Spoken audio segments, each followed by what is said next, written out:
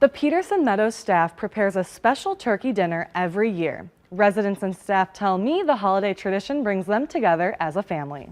Peterson Meadows will also cook up a tasty meal for Christmas, which is another one of its holiday traditions.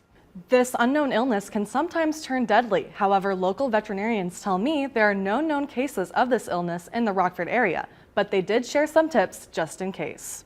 Dr. Holmes says almost all the cases are treatable. She encourages any place with animals to sanitize frequently, separate dogs, and have good airflow control to decrease the spreading of the illness. That email outlines what students and faculty should do if ICE interacts with students or staff on campus. It says to ask for the ICE officer's name, ID number, and agency affiliation.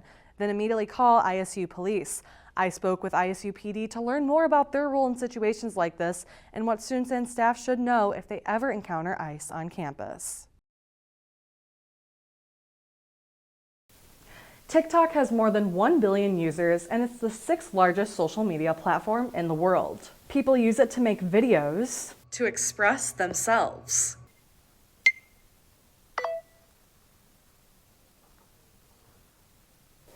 And scroll for hours on end. If the ban goes through, this will affect many Americans. It may not seem like a big deal to cross over train tracks, especially when one's been sitting here for almost 20 minutes. Well, in Illinois, it's illegal and can come with a fine up to $500. And most importantly, it's dangerous. The regular season is officially done, and NCHS will be starting playoffs Monday at 6 p.m. against Normal West. I'm Miriam Nesemeier reporting for TV 10 News. There are currently 11 residents here at the Cat's Meow Cafe that still need their forever homes. Some people say they might vote for Robert F. Kennedy Jr. because of his famous last name. So before you vote, make sure to do your research about each candidate's policies. For the bottom line, I'm Miriam Nesemeier. For outdoor animals, they might experience some confusion during the solar eclipse, so it's important that they feel safe and comfortable as possible. For TV 10 News, I'm Miriam Nesemeier. Remember, when celebrating any drinking holiday, to drink responsibly and don't drink and drive. If you're not 21 and up, you can always make a non-alcoholic beverage. For TV 10 News, I'm Miriam Nesemeier. It's important to stay safe when traveling in foggy weather conditions. According to Illinois Department of Transportation, they say to slow down, be cautious of slick roads, don't text and drive, and always wear a seatbelt. For more information, you can visit idot.illinois.gov. To win the pizza party, all points are calculated by what you donate. Donating clothing is worth 10 points, but you can earn up to 200 points by donating bigger items like kitchen appliances. For TV 10 News, I'm Miriam Nesemeier. ISU is hosting a watch party for students to see the eclipse. TV 10's Miriam Nesemeier is live on the quad to show us the setup for the watch party. Hi everybody, I am at the quad right now, and as you can see behind me, so many people are getting ready for this exciting day to view the solar eclipse. We have tents being set up, there's telescopes to view the solar eclipse.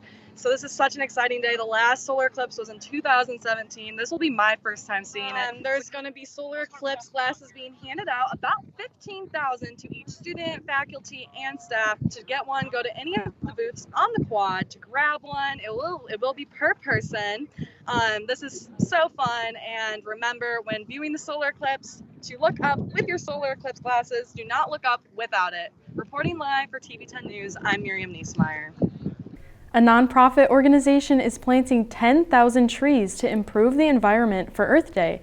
TV 10's Miriam Nesemeier is live at Reimer Family Nature Preserve planting trees. Hi everyone, my name is Miriam Nesemeier, and right now I'm live at Reimer's Family Preserve planting trees for Earth Day. I'm actually with the Ecology Action Center, and each year they plant 10,000 trees for the season. Today they have planted 325 trees.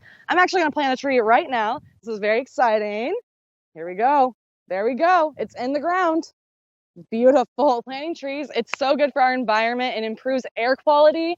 And if you're interested in volunteering and planting trees, you can go to the Ecology Action Center's website and sign up and volunteer. If you can't, please help the earth out in some way, either recycling or eating plant-based foods. Reporting live for TV 10 News, I'm Miriam Nesemeier. Homelessness is a growing issue across the nation, and recent policies and comments have sparked debate. In Peoria, city officials recently banned unauthorized camping on public property, and President-elect Donald Trump has proposed creating tent cities as a solution for homelessness. Here in Bloomington, normal people are facing life without stable housing as winter sets in. I talked with someone experiencing homelessness and a local organization trying to help.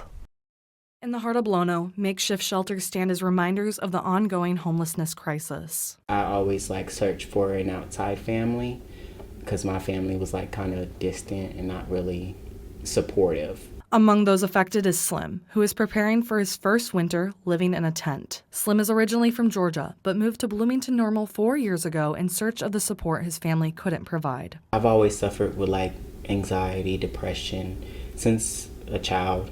I thought that maybe this friend would be somebody who can fill the void that my family didn't. And they have a loving family. Their support system is really great, so that was something that I looked up to. However, circumstances changed, and the friendship came to an end, which put Slim into a difficult situation. He found temporary assistance through Project Oz and Home Sweet Home Ministries. I have to push myself because if I want to get out of this situation, I have to push myself. Nobody's going to do it. Nobody's going to come and save me. When you're going through homelessness, you meet a lot of people, and a lot of people were, I hate to say it, but a lot of people were further behind than I was mentally. I'm actually very blessed to even have the mental capacity that I do without having support. Matt Burgess, CEO of Home Sweet Home Ministries, says Slim's story highlights a bigger problem, the lack of affordable housing. So our housing market is one of the main issues that we contend with. As pressure gets exerted on the housing market, that just forces pressure downward until the people who are at the bottom levels of being able to get into housing, most of the people that we serve, face inordinate challenges in getting into even a safe apartment. As the temperatures start to drop, Burgess says they provide crucial support for those without shelter. We're providing a lot of tangible resources to people, obviously winter gear, blankets, tarps to cover their tents if their tents have broken and torn. We provide a lot of those types of resources. Slim shares his journey on TikTok and hopes to inspire others facing similar struggles. It nurtures my heart because I'm able to speak out for the people who don't feel as strong or who really feel more hopeless than I do.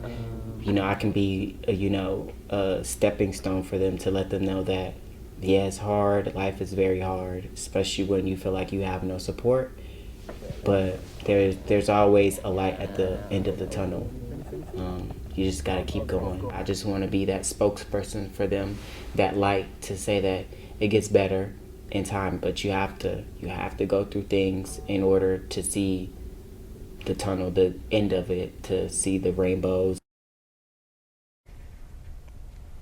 Slim's plans are to move back to the South and start his education in a trade program. It seemed like a big deal to cross over train tracks, especially when one's been sitting here for almost 20 minutes. Well, in Illinois, it's illegal and can come with a fine up to $500. And most importantly, it's dangerous.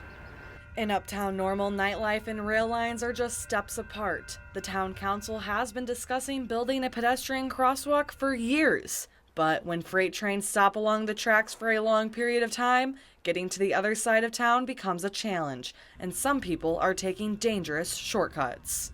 Everyone crosses the train tracks, especially when there's two trains there.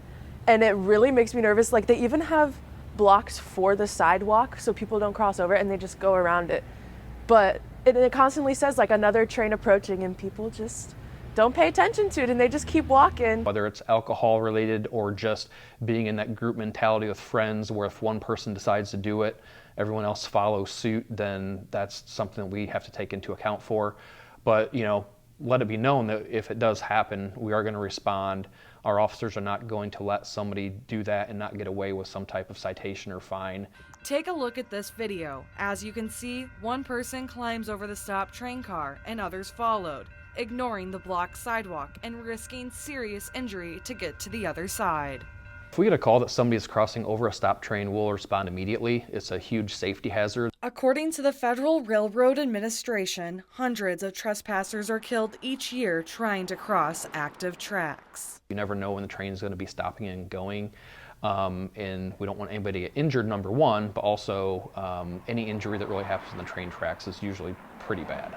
While the wait can be frustrating, officials say no amount of time is worth the risk of crossing.